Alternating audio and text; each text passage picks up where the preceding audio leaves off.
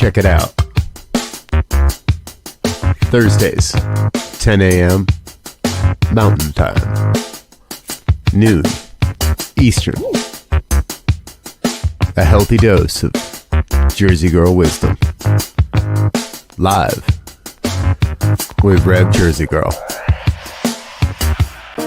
Sponsored by New Thought Media Network.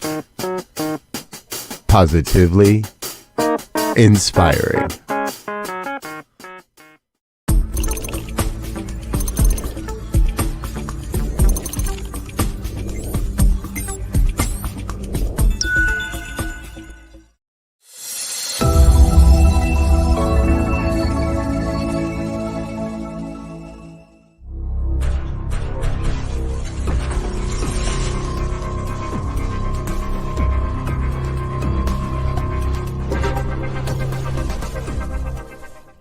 New Thought Media Network.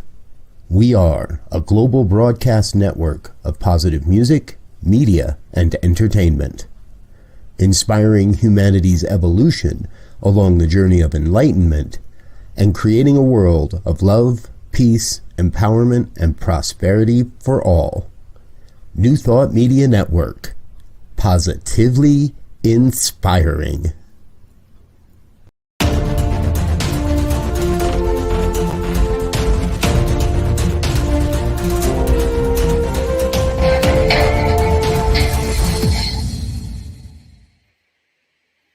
Hello, greetings, beloved. So glad you're here with us. We have a special show today, and I'm happy to bring to you a couple of special guests.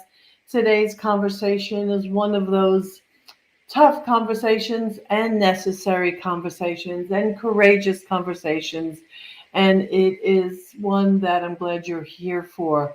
As a Jersey girl, born and bred, you know, I could just come on here and be stupid and say, "How you doing?"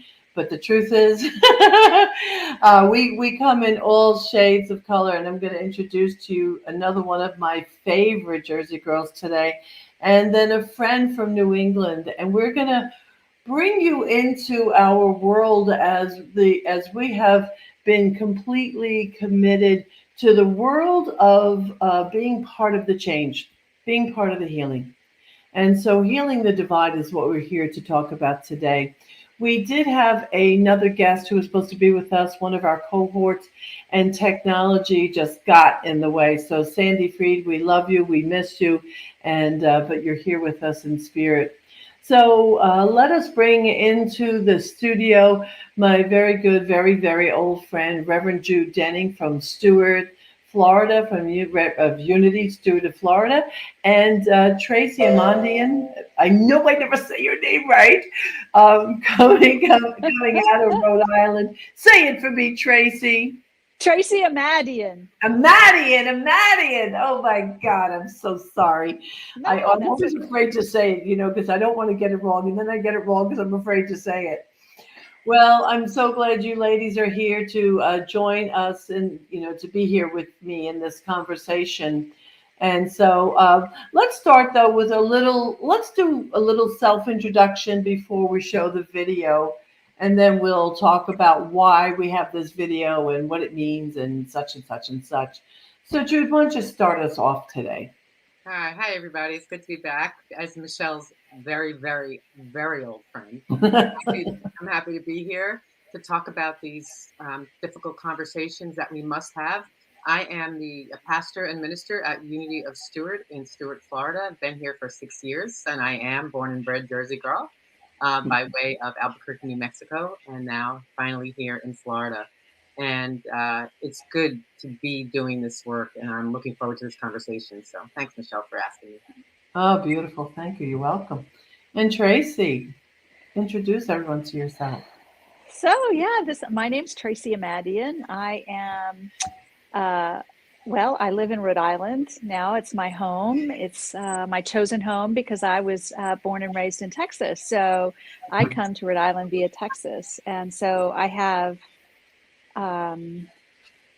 I think that everything that I am is colored by, many of those geographical locations. So I'm delighted to be in this conversation. It's a courageous conversation. It's a vulnerable conversation. It's a necessary and viable conversation. It's something that I'm passionate about and that, scares me. So I know I'm on the edge of my learning curves. I'm on the edge of my growing edge. I'm on the growing edge because I do feel some fear around it. So, but happy to be here and courageously knowing all is well. And so thank you. And before we show the video,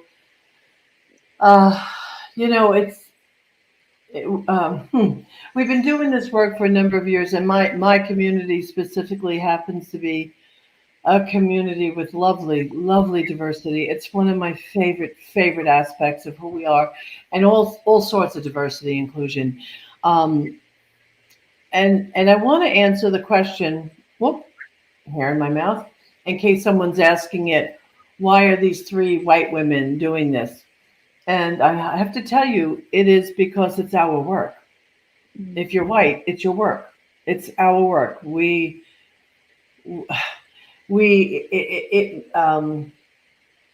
I guess I want to say that we were the cause, that our ancestors were the cause of the problem. So if we own the problem, then we're here to heal it. Mm-hmm. And that's why we are continuing to do this work and stay in this conversation. So we have a video. It's about 6 minutes long, Jude, I think. I can't remember. So it's a little bit longer than something I would normally show on the show. But I think it's important for you to see this video and to open your heart to it. Great question, Tony. I'll answer that after the video. Joni's asking us, what is our work? And thanks for being here, Tony. The video is going to prompt reaction in you. And you might just go, yep, you called me out, that's it. Or it could do more. So just be prepared. It's good. It's a good thing. And it's a good thing to feel. And one of the things I do consistently in all of my diversity, inclusion, education work, both with these book studies that we've done in my community, the thing I feel that is most important is that you're willing to stay in the feeling until you are delivered from the fear of the feeling. That's actually how I want to say it. Because usually when we feel something intensely, we want to push it away. But when we stay in it long enough and we kind of befriend it, then we learn from it. And we can find direction from that feeling. So let yourself feel. No one ever died from just feeling. It's okay. You can get through it, and we're here to support you. So, Diego, if you will, please.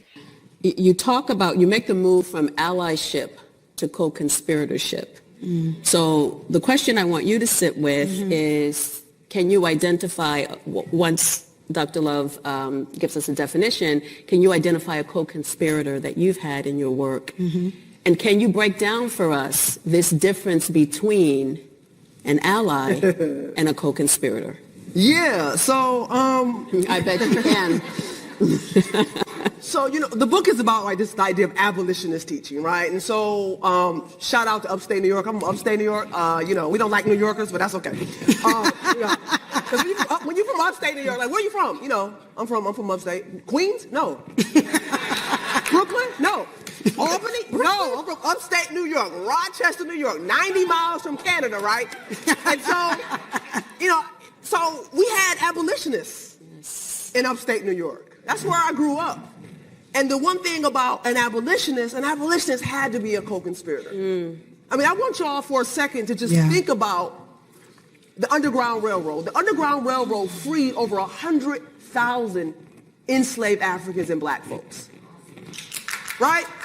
Think about this. There was no Twitter. There was no Facebook. There was no Instagram. This was all off trust and love of each other. And to say that this system of racism and bondage, no more. Yeah. We did that. It was everyday people. Farmers, bankers, doctors, teachers, nurses, all ethnicities. We did that as a country.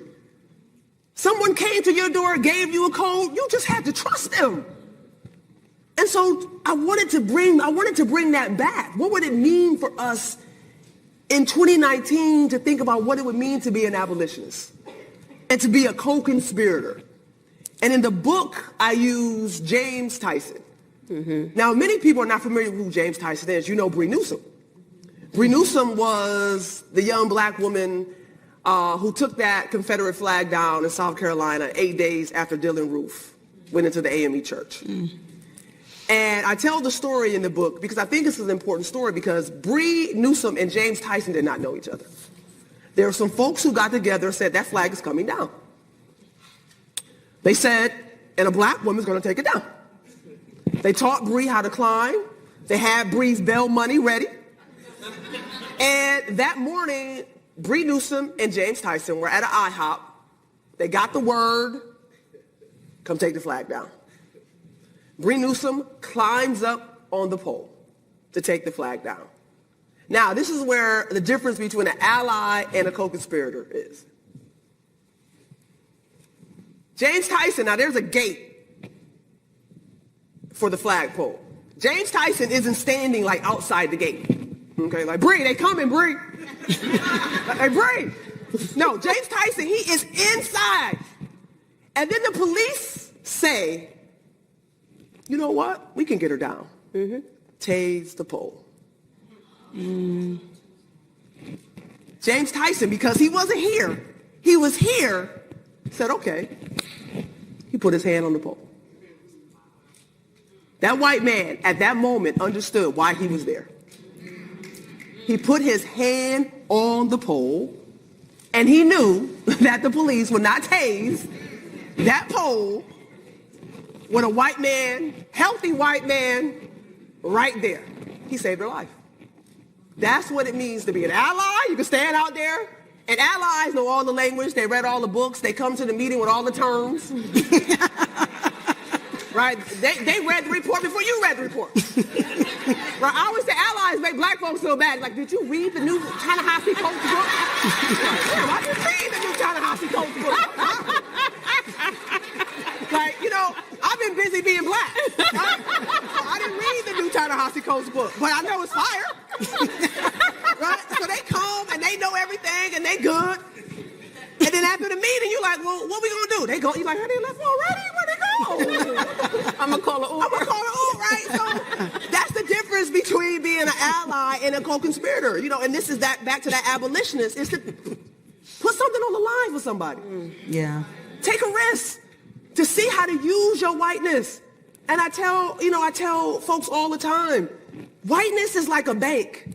And it just, your ATM card just replenishes itself. So spend it. As the kids say, cash out. Right? Cash out. It's going to come right back. And so to be a co-conspirator, I try to write in the book, is to take risks for somebody. To put something on the line, but to use it in a way in which where you're using your privilege. Yes. Use it. And I'm not just talking about white folks. I'm talking about cisgender folks. Use it for trans folks. Like, use it for queer folks. Yeah. Like, put something on the line. Take a risk. It doesn't have to be a small risk, big risk. James Tyson simply said here. Put his hand on the pole. That's it. And that's what we are talking about with co-conspirators. Allies, they know everything. They can say, they can talk it. But when it's time, they're not there. And if they're there, they're looking at you like, you going? Oh, you going. You go on the front lines, right? Black folks and brown folks, we don't want to fight racism. The Creator did not put me here to fight racism. Yeah. If you believe that, that's racist. I should be here and be in my full life and be my full self and my full human. Yes. But I gotta fight. Okay, if you're watching, take a big breath.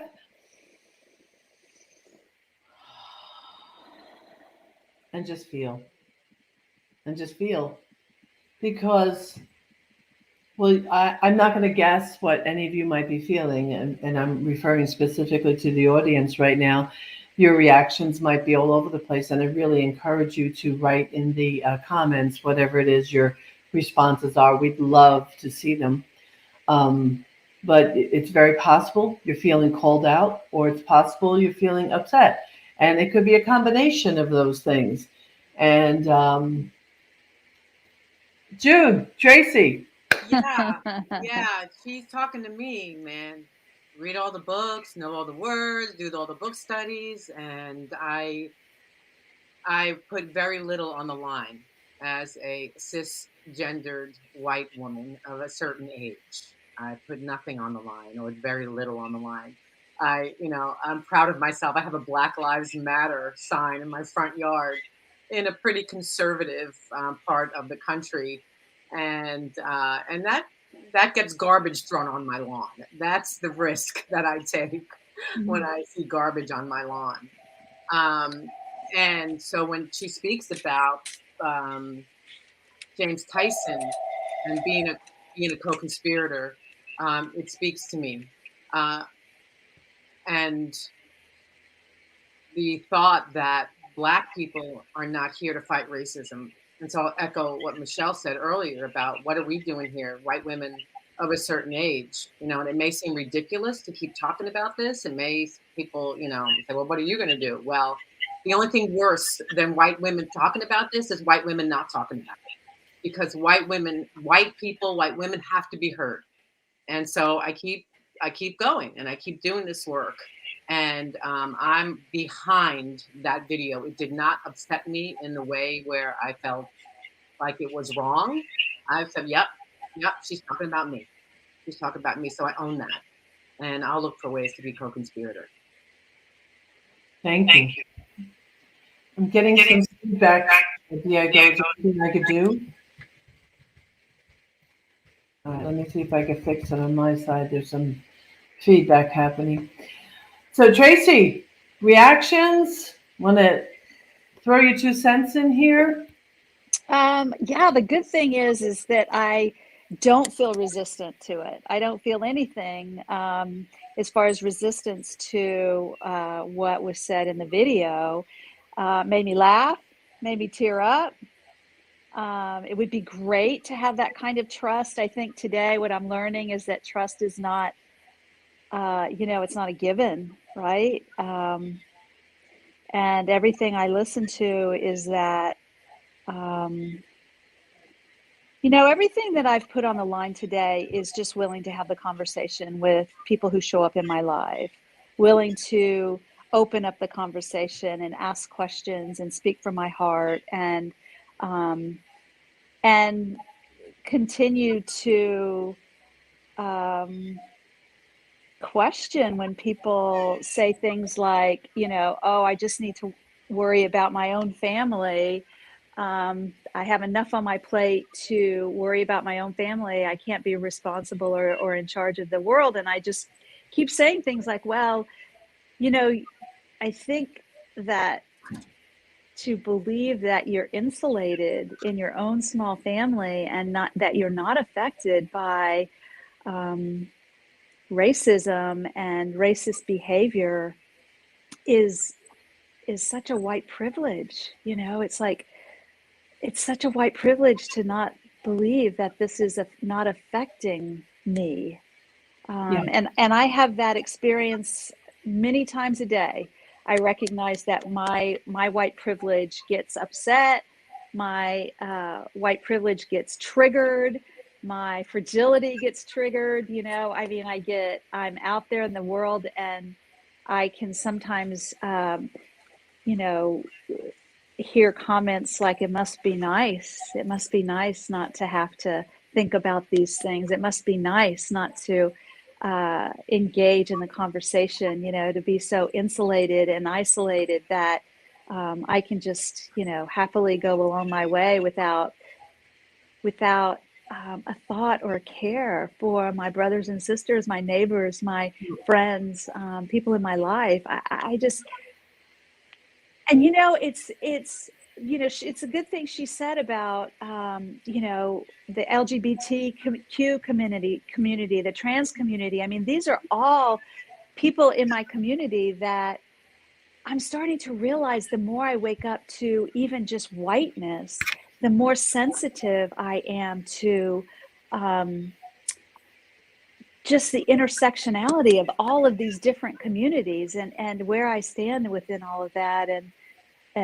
So, yeah, I'm just, I don't know all the language. I don't know everything that, okay, sorry.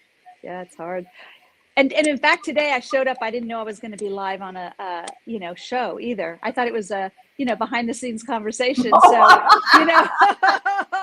for me to just, okay, cold turkey. Yeah, that's it. That's what I want to be. I want to show up however I'm being asked to show up. And sorry, I'm shaking because I don't have this thing stabilized. So anyway, that's it. That's it for me.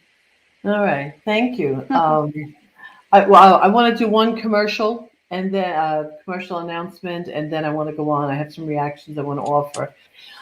So while we're here, while you're watching, please support New Thought Media Network. Whether I say this every week, whether it's a one-time gift or an ongoing gift, this New Thought Media Network is great for science of mind people, unity people, Unitarian people, anybody spiritual, metaphysical, or anybody who wants to be, or anybody who's curious about it. The way we keep this teaching growing is by sharing these videos and expanding. So please give to this radio station because they really do need your support. They are working on a bare shoestring budget, and man, do they need your love in the form of dollars. So please give to New Thought Media Network. So a few things. One, Barbara from the UU Morristown the Unitarian Church in Morristown. Good for y'all. Good for you. She said here that they put out a banner, all lives cannot matter until Black Lives Matter. It was trash put into our mailbox with dog poop. We replaced it with a bigger banner. Holy, I'm going to be a good girl. And here's the thing. If you're white and you're listening and you're like, what the hell? I'm so over the top with all lives matter. All lives are not threatened. All lives don't worry about being on the highway. All lives don't have to have the conversation with their young teenage boys and daughters when they get of driving age. So until you experience that, try to wrap your mind around why Black Lives Matter even has to exist. Why that even came to be is just, okay. And I like the question here. I want to respond to Dawn Lee Martin, a Canadian. Now, I've been to Canada a number of times, and I'm here to tell you that there are some areas in Canada where I go like this, and you don't see a person of color anywhere. So I think asking the question, how do you put yourself out there? Great question, Dawn Lee. Truth be told, I don't have an answer. I'm sure someone has more of an answer. I don't know what to say. And it's like, how do we position ourselves? How do we actually position ourselves to be that co-conspirator and not just the ally? Now, if I can't do both, and if I can't be the co-conspirator, I'm going to stay being the ally until I see something show up that allows me. Because the education, and even now I'm going to go a little Jersey, even pissing people off so they're not comfortable. That's part of it. I don't want you to be comfortable, because when you're comfortable, you go complacent. And I'll share what just happened. My community and Diego, let's show them that banner.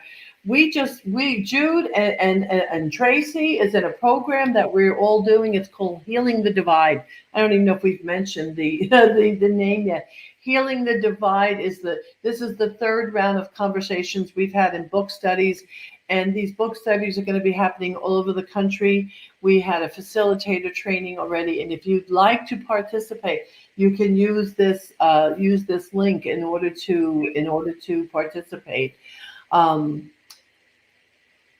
So we got a new website, and I pressured my beloved Lee Seidenberg, all, credit to him, to get this website up for us so we could introduce Healing the Divide to the country. And then one of my African American practitioners said, Reverend Michelle, there's no people of color on the first set of hands, on the first page. I went, oh, that's privilege. That's privilege. Now I'm going to quickly forgive myself because I placed the pressure and I made it happen, but I'm going to get it replaced ASAP. The moment I can get to him and we can find a picture, we will get that replaced. But I want to tell you how easy it is to be blind. It's so easy to be blind. That's why we have to have African Americans in leadership, so they don't allow us to be blind. Yes. They are the ones that can say, not that they have to, but having diversity among leaderships. Yes. And also having them completely be in charge of, I don't know, I was reading about media and having them, the producers and, having them produce and direct movies and, all media so that, it doesn't get glossed over. I have a very precious, I'm not going to use her name right now because I don't know if she wants me to, a very precious co-chair of my community right now. And I have tried to the best of my ability to keep our leadership filled with diversity, and even the people who show up on Sunday mornings that people see themselves. And she's precious and she's sensitive to things that I would not know how to be. So you're right there. You're absolutely right there, Tracy. And I want to bring out something. Jude and I were having a conversation the other day in one of our trainings. When I was, we're probably talking about the the late 70s, early 80s, when I was a new mom, and Jude was a new mom. I didn't know what I didn't know. I was so busy putting food on the table, raising my kids, trying to just be a good person in the world. The idea that more was needed of me was not even, it wasn't there, just wasn't there. And I want to say to you, if that's you, I understand. And what I'd like you not to do is feel guilty, but what I would like you to do is get in the conversation now. You can't be late to this conversation because this conversation won't be done until everyone has that same freedom to choose and to feel safe. And let's get rid of the idea that this is political. This is not political.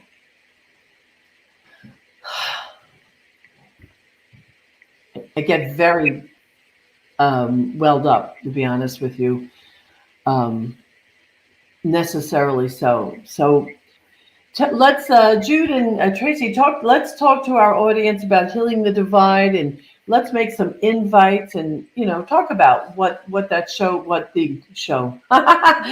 study group is for, and invite people in. So I'll begin. Hold on, I'm reaching for the book so you can see it live here with all my notes sticking out of it. So this is the book that that Michelle, I, and Sandy Freed have been working on for a few months now, to put together a program to invite all y'all in. This is a book by not Dr. Ruth King, who is a Buddhist, a Black woman, and it's about being mindful of the inside world by our own being, diving into our own interiority about racism and where we are. And it's for white people and Black people. However, the groups are race specific, and because that's what she asks for in this book. And how many facilitators do we have, Michelle? 13 facilitators across the country. And what we're going to be working at doing is transforming, as Ruth King says, transforming racism from the inside out. And as Michelle, piggybacking on to what Michelle said a little bit earlier, is like, we don't know what we don't know. The one thing that I've learned in the book studies that I've facilitated is that people will go, oh, I didn't realize that I had that I was a racist. I didn't realize that I grew up in a family of racists. We don't know what we don't know until someone shows us the way. So that's what we're about in this book study. So you'll see that link again, I'm sure. And come and join us and do that interior work to figure out what's going on with you and how to move forward. It all starts within. Yeah, beautiful. Thank you. Thank you. I'm putting the link into the chat again in case any. Oh, a couple of us. Oh, we went in a few times, so that you can sign on from wherever you are if you're interested. So Tracy, tell us about because Tracy, you had you kind of had a coming to Jesus moment with yourself. Yeah. And so your story is a very beautiful one, and now you've stepped that up, and you've kept the conversation alive for a long time there in Rhode Island. You've been, as a practitioner, you've been responsible for that. So tell us a little bit about what's going on up there in Whiteville. Yeah. Yeah. I recognize, CSL Home Office put forth the Me and White Supremacy book study, and that was something I participated in, which was, talk about like really in your face. That was a true in my face wake up call to, my lack of awareness of whiteness, my how I'm connected to my white race community. Knowing that I don't even think of myself as being part of a white community, and that in and of itself has been a journey. I had to hit my guilt and shame head on, and feel it, and move through it, and not let it stop me, and not let it push me back into that white bubble, But I think it's that part of it is such an inside job, to not really have any self-awareness. My whole life has been about becoming more self-aware, and to not have to recognize that I have no self-awareness around, or I had no self-awareness around whiteness or white supremacy or my race in and of itself, and how I dance within that group, and to realize that the Black community, every single moment of every single day, swims in the awareness that they are Black. I never think that I'm white. I never have to think of that. And I'm, that's just what I've been diving into and becoming more aware of, and just staying in the conversation and not letting my feelings keep me from moving forward. And, it's an inside job. For me, it's an inside job. And like you said, Michelle, until I get to that place where I am called, I know what I'm doing is building consciousness muscles, so that when and if I am going to be called, when and if it's my time to step out in risk, whatever is mine to risk, that I will be able to do that. I will be able to have the muscle to do that. And I can't imagine it. I don't know what it's like Don Lee said. I don't know what it's going to be. I don't know what it's going to look like, but I want to be ready. Yeah. I want to be ready to answer that call. And so everything that I do today is about being ready for that call. When I'm going to be able to stand next to somebody and risk whatever it is I have to risk, to say, no more. No more. So don't know when that's going to be. Don't know what it's going to be, but I want to be ready. Yeah, and that's why I do this work. I want to be ready. Thank you, Tracy. A few years ago, a colleague of mine, Reverend Karen, her name went out of my head all of a sudden. She put on the ministerial listserv Google group that she was going down to El Paso to stand at the border. And this had to do with all the children that were being held, oh my God, in prison. I'm just going to say in prison. And every ounce of my being said, I'm going. It was immediate. It was spontaneous. I didn't have the money at the moment. Someone donated it for me, and I went. There was zero thinking. So, with as you're sharing, Tracy, I guess what I'm hoping is that at that moment, when that similar opportunity happens, that my yes will be there. I used to ponder, think about Martin Luther King Jr. and all those who are on the front lines walking. And I used to admit to, out loud, I don't know if I could be in the front. I think now I'm more ready. I think I would always be afraid. But I guess there's nothing that we'll accomplish unless we're willing to walk with that fear as a friend. And it's still all those memories and all that history. It just absolutely horrifies me. And now, as we're sensitizing ourselves, not to deflect, but as we're sensitizing ourselves to how we have taken this country from the people whose country it was, and I'm talking about the land, it's like, man, we just think we can do no wrong. And that's got to end. It's just got to end. And I'd like it to end, though, with love. We don't have to be recognized, and we don't have to be patted on the back, because God knows that's ridiculous. But I'd like to walk in love toward this, within this conversation on a consistent basis, and be able to take the bruises when they come. Be able to take them. I mean, I've lost community members over these conversations, and it's okay. And it's okay. And if you're wondering, is this for you? I'm going to even invite you to get in touch with me. Go through the website, click on my name. It'll send me an email. I will have a conversation with you and do everything I can to encourage you to be in this conversation. Because until everyone's safe, we're not done. Okay.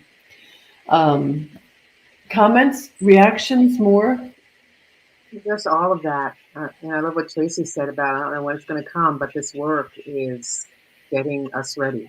And I jump into that with both feet, so that if and when the time comes, I will have, thank you for this metaphor, Tracy, I will know that I have built a muscle, so I can stand up and be a co-conspirator instead of just an ally.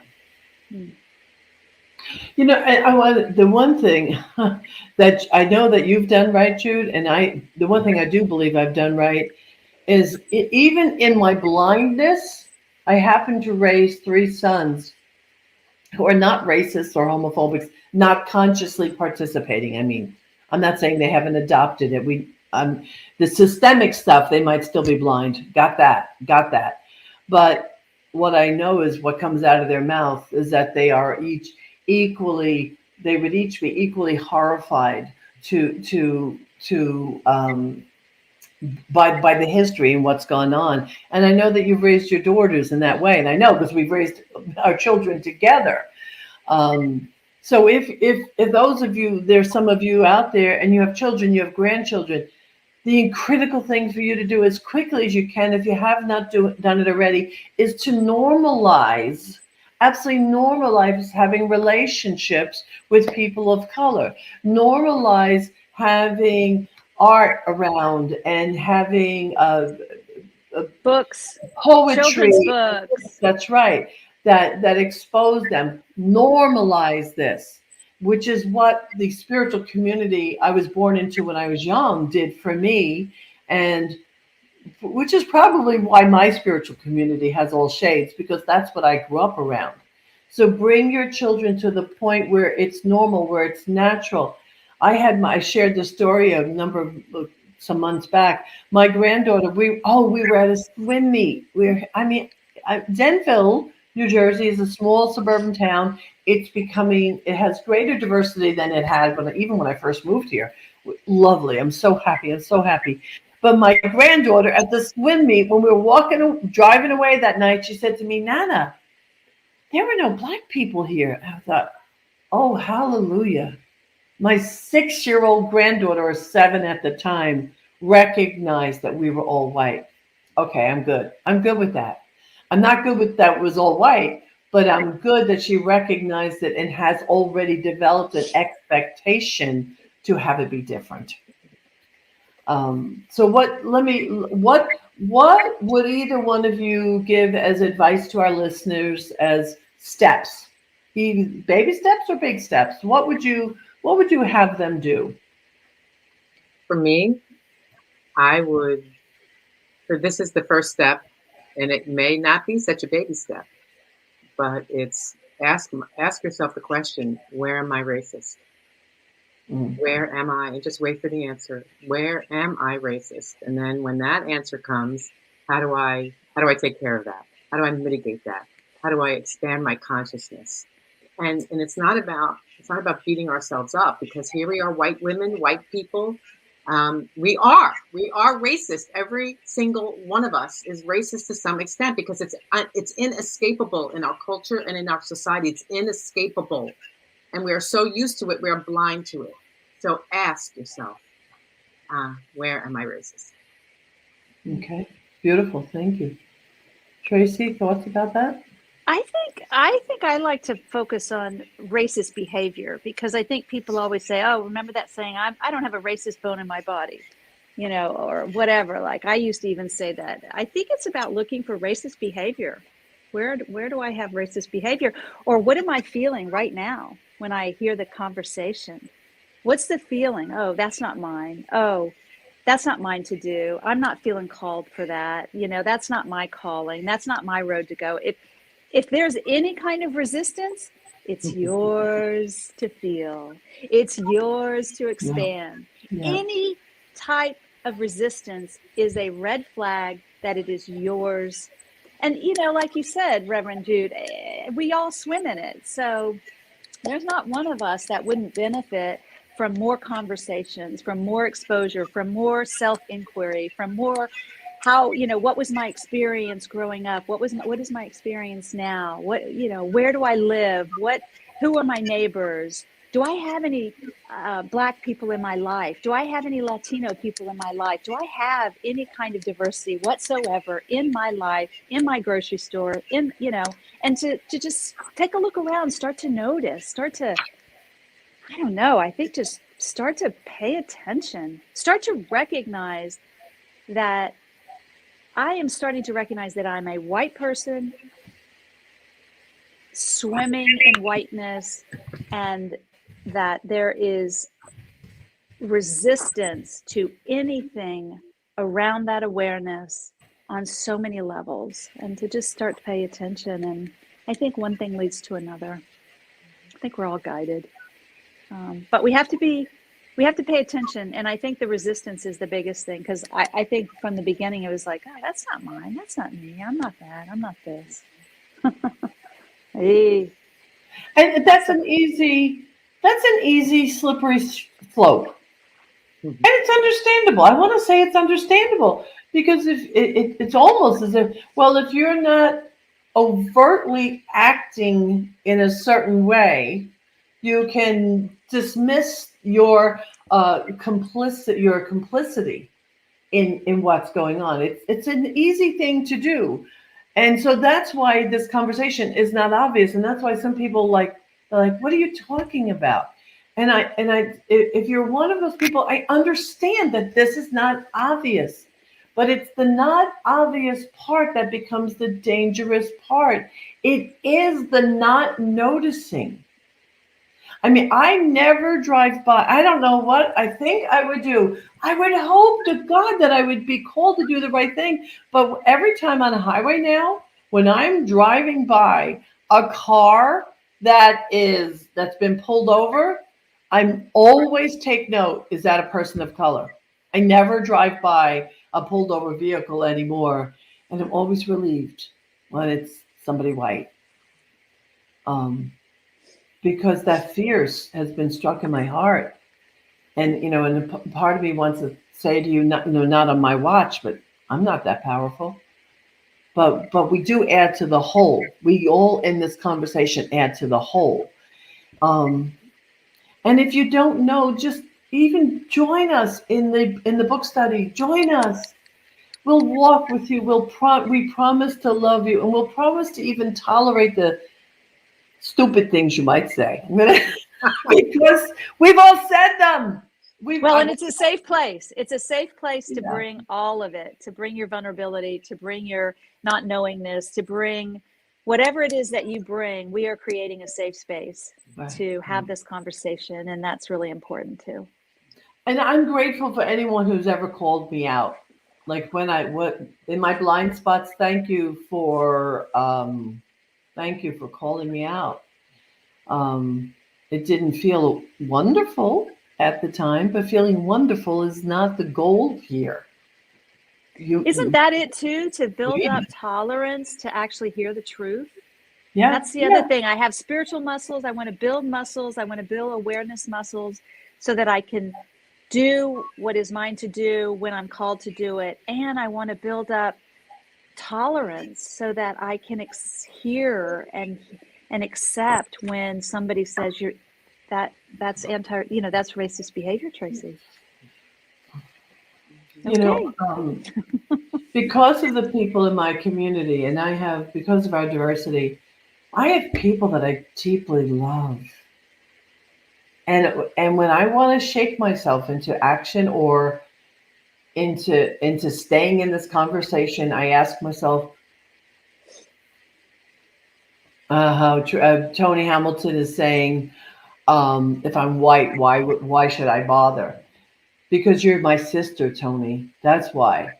And Tony's here and Ty is here because you're my sister and you're my brother, and because I love and adore you. And I would be devastated. And I can't be free until all are free. Yeah. I mean, that's why. Because when I want to have my downline, my ancestral downline, be cleaner. I want it to be cleaner. So we're coming upon that time where we start to close up. I want to know what's left on your hearts. If there's anything that's just left on your heart that you want to share about this subject, in any way. For me, I want to speak personally for a moment, is that I have so much work to do. I have so much to learn. And, we were in our facilitator training the other night, and one of the young women said, I have faith that this can be done in our lifetime. And she likened it to when people were smoking everywhere, and everybody thought, oh, that's never going to change, right? People are they will not change. They will not open up their consciousness for that. And she said, but we did do it. And there were laws and legislation, and people's hearts changed. And so up until that conversation, I was thinking, okay, I don't have to finish this work, but neither can I abandon it. And now, after that conversation with this wise young woman who said this can change in our lifetime, I am adopting that vision. And that has been on my heart, that this can change in my lifetime. Even as a woman of a certain age, it can change in my lifetime. So that's what's been on my heart since that. Beautiful. Thank you. Yeah.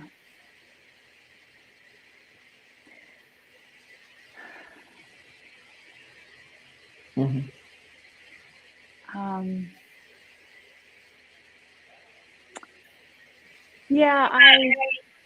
I just want to stay present. I just want to be that person that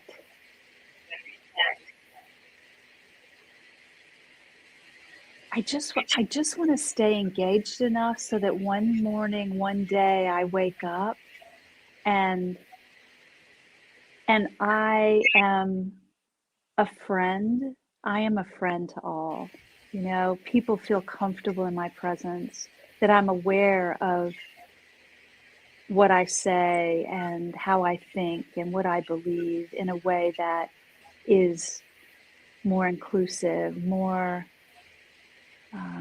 open, more loving, more, I just want to clean my side of the street so that that I have taken care of what has transpired before me. You know, I heard that metaphor around, like when you buy a house and your backyard's all messy in a disaster, and I say, oh, I'm not going to clean that up because I didn't make that mess. I didn't make that mess that's in my backyard, but I'm living in that backyard, so it's mine to clean up. Mm-hmm. And that has really stuck with me, that it's mine to clean up. No matter who did it, it's mine to clean up. And so just want to be that courageous person. Yeah, thank you. I want to give a shout out to Tracy Brown, who continues to do this work, and Michelle Senegal, and David Alexander, who does great work, and Georgia Prescott, who was on the show with us last time with Rev Jude, and all the people out there who just stay in the conversation. That's my last request. Be willing to have the conversation and be willing to not know. You don't have to have the answers. You don't have to show up like, oh, I got this. Just be willing to be prompted, be willing to know something new, and to realize that you were born into this. And in some ways, you've been behind the 8 ball and you didn't know it. So what we get to do is just to come out from behind it and do the best we can. But this is, folks, I'm begging you, take this out of the political conversation. This is about human rights. This is about loving humans, all humans, in the same way. Ladies, thank you. Thank you. Thank you. Please stay in the studio if you don't mind at the end of the show so we could chat for a minute. For all those of you, please share this stream, this show with all your friends and family on Facebook, and reach out to us. Please reach out. We want to be in the conversation with you. And with the bounty of love, I thank you for being here. I ask you to come on back next week. And I say to you, be well, be happy, and be brilliant. I love you. Thank you. Bye, girls.